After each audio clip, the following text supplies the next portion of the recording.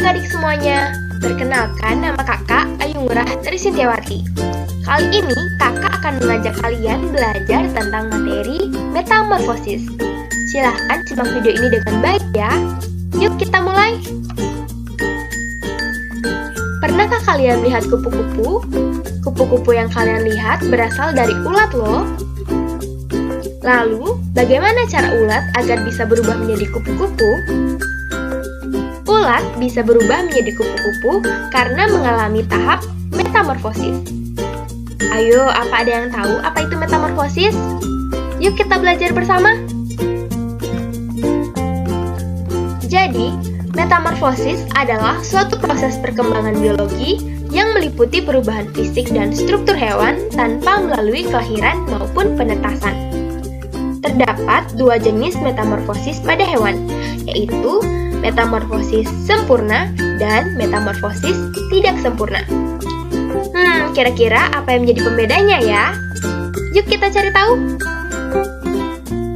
Metamorfosis sempurna adalah metamorfosis yang bentuk larvanya sangat jauh berbeda dengan bentuk imagonya.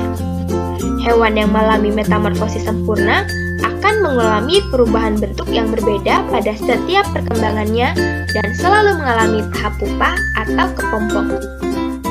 Adapun tahapan metamorfosis sempurna yaitu ada 4 tahap, yakni yang pertama tahapan telur, yang kedua tahapan larva, yang ketiga tahapan pupa atau nimfa atau kepompong, dan yang terakhir adalah tahapan imago atau hewan dewasa.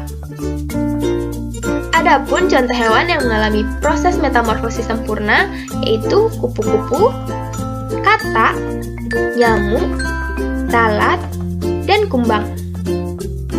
Sekarang kakak akan menjelaskan proses metamorfosis sempurna yang terjadi pada kupu-kupu.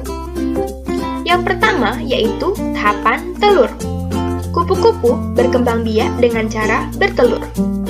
Telur kupu-kupu menetap dalam waktu 3-5 hari. Yang kedua yaitu tahapan larva. Telur kupu-kupu menetas menjadi larva yang aktif mencari makan. Tujuan utama larva adalah untuk mengumpulkan energi untuk persiapan tahap metamorfosis selanjutnya. Yang ketiga yakni tahapan kepompong. Ketika larva sudah cukup mendapatkan makanan, ulat berubah menjadi pupa atau kepompong yang tidak bergerak dan melekat pada bagian pohon. Larva akan berhenti bergerak dan membuat cangkang keras yang melindunginya. Di dalam kepompong, sel-sel larva akan terdiferensiasi menjadi tubuh, sayap, kaki, dan organ tubuh lain. Setelah pembentukan anggota tubuh sempurna, kupu-kupu akan berusaha keluar dari cangkang kepompong. Pada tahapan ini, kepompong akan menetas menjadi kupu-kupu dewasa atau imago. Sekarang kakak akan menjelaskan tentang metamorfosis tidak sempurna. Hewan yang mengalami metamorfosis tidak sempurna tidak mengalami tahapan kepompong dan mempunyai bentuk tubuh yang sama ketika baru menetas sampai dewasa. Namun, yang membedakan adalah pertumbuhan sebagian tubuh hewan tersebut.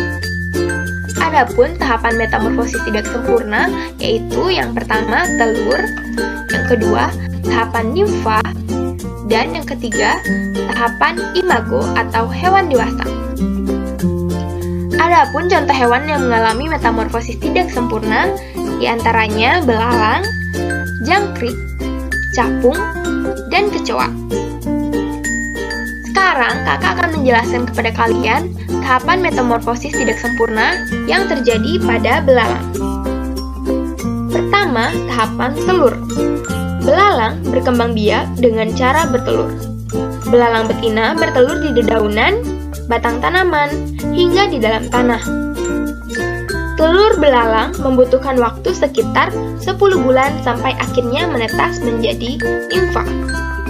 Tahapan yang kedua adalah nimfa, yang merupakan belalang muda yang belum memiliki sayap dan alat reproduksi. Fase nimfa berlangsung selama 25-40 hari. Tahapan yang ketiga yaitu imago atau belalang dewasa. Belalang muda tumbuh dan berubah menjadi belalang dewasa yang telah memiliki sayap dan sistem reproduksi yang matang. Adik-adik, sekian penjelasan kakak tentang materi metamorfosis. Semoga video ini dapat bermanfaat bagi kita semua. Terima kasih, sampai jumpa.